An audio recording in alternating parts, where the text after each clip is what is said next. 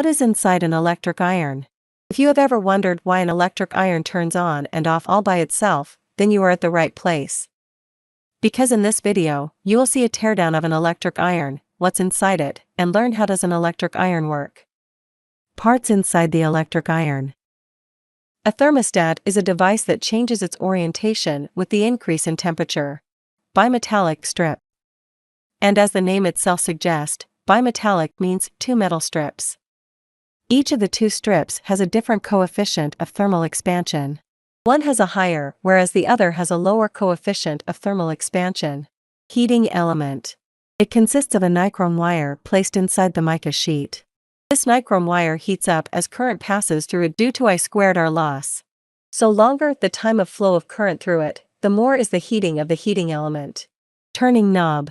Using this knob, we can adjust the temperature of the electric iron according to our needs. This knob is connected to a screw that controls how level the contact or upper metallic strip must bend to separate and break the electric connection so that the electric iron gets turned off. LED bulb is connected in parallel to the heating element. It is used as an indicator for electric iron. Working of an electric iron. An electric iron is first connected to the power supply. The LED bulb lights up indicating the start of heating process in the heating element. Let's say the knob is at its lowest position right now. In this case, as soon as the temperature of bimetallic strip rises to 5 degrees, it bends enough to break the electric connection between strip and the live wire. Now the electric iron is off.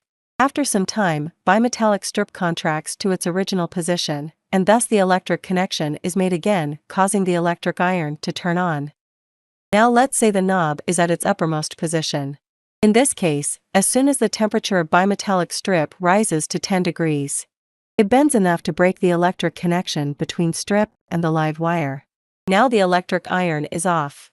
After some time, bimetallic strip contracts to its original position, and thus the electric connection is made again, causing the electric iron to turn on.